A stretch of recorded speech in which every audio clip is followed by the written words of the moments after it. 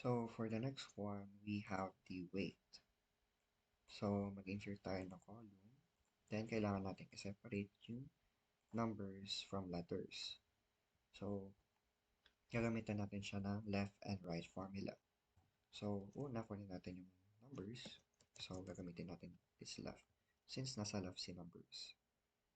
Then, kunin natin yung cell, which is J2. And then, ang kukunin nating characters is 3.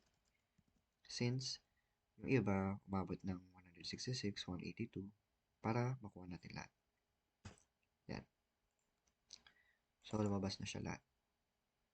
Ngayon, para walang spaces, yung numbers or,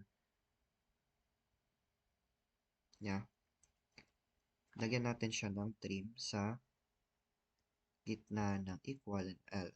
So, nakita nyo diba dito sa formula bar? Punta tayo dun sa gitna ng equal and L. Then, lalagay natin yung trim. Tapos, i-close and open parenthesis lang natin yung left formula. Ito. Yan. Para mabasa nyo. Then, bring down mo siya. So, wala na spaces yan. So, this is your left formula. And this is your values. Sorry. Values. Then, kailangan natin i-convert to ulit. Sorry, I don't have an efficient way para i-convert itong lahat into numbers since hindi ko pa siya na-figure out. Yan, balik tayo sa taas. So, yan. Meron na tayong weight values. Insert tayo ulit ng dalawa. Ngayon, right naman ang gagamitin natin. So, right formula, so equals right. Then, kunin natin si J2 ulit.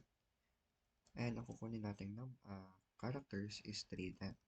Since may pounds, yung iba, 3 letters yung LBS. So, yan. Lumabas na siya. Pero for this one, yun nga, di ba kanina, tinrim natin since may space sa dulo to. Ito sa una naman. So, ganun lang din, sa gitna ng equals at R, type nyo is 3. Type nyo yung trim, then close and open parenthesis nyo yung right formula para mawala yung space sa una. Yan. Then, copy natin to. Then, paste as values natin siya. Yan. So, hide natin ito dalawa. Ngayon, pwede natin siyang i-convert. Pwede na natin i-convert yung pounds into kg. So, gagamitin natin formula is if. Ngayon, logical test natin ulit, same as height lang tayo.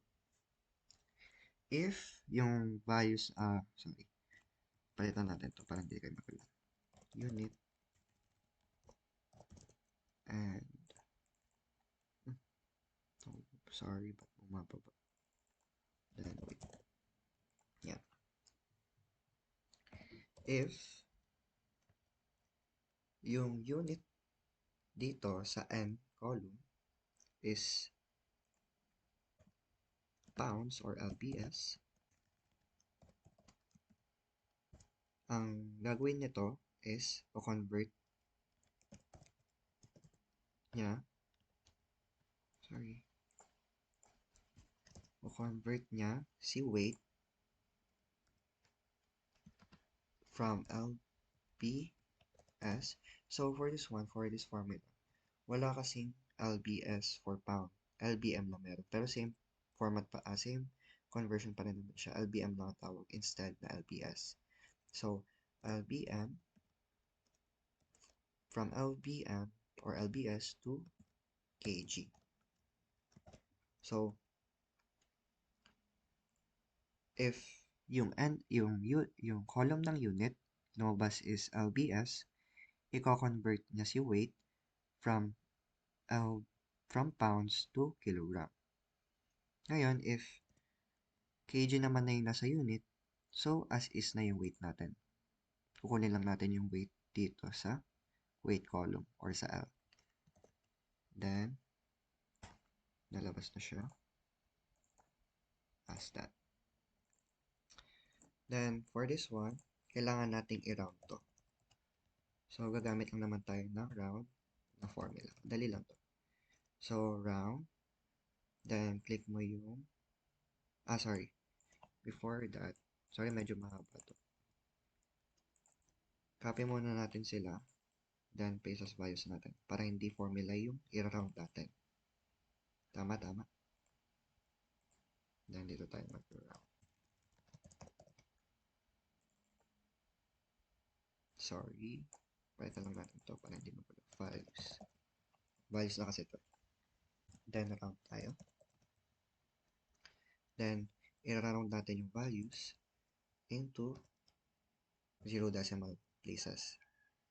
So, itong number na ilalagay natin dito, ito yung decimal places na i-round natin. Kunwari, ito. Try natin yung 2. Ayan, tignan nyo 2 decimal places yung lalabas dyan. Ayan natin, 55, 98. Pero, kailangan kasi natin, walang decimal places. So, 0 ilalagay natin. Then, yan. Lalabas siya as that. Then, insert tayo ulit. Then, this will be for our weight. Then, copy natin to. Sorry, kamali. Wait natin. Then, tago natin lahat to. Hide. Then, lipat lang pala natin to. Since napagbaliktad ko sila. Paste. And delete this one. Yan. So, may weight ka na. And, unit. Pero this one, kailangan pa natin ayusin since naka-LBS pa yung iba. Kailangan natin palitan into kg. So, find LBS. Find all mo siya. Click the O column. Then, replace mo with kg. Then, replace all. Yan. So, okay na yung height, age, height, and weight with separated units. So, for weight, may classification pa tayong kailangan gawin. So, weight classification. Yan. So, kailangan natin dito ng table array for VLOOKUP. So, meron na akong table array dito, which is weight and classification. Then, balik tayo dun sa sheet. Mag-VLOOKUP na tayo. So, VLOOKUP. Ang titingnan natin value is dito sa weight, sa n column. So, n2. Then, yung table array natin, which is from sheet 3.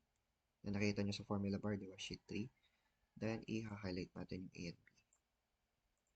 So, pag na-highlight mo na siya, kukunin natin yung pangalawang column, which is yung B for classification, para yung lalabas dun sa value. Then, type false para exact match yung lalabas. Yan. So, extreme yung lumabas. Then, bring down mo na lang. Then, okay na. Nakuha mo na yung weight, unit, and weight classification.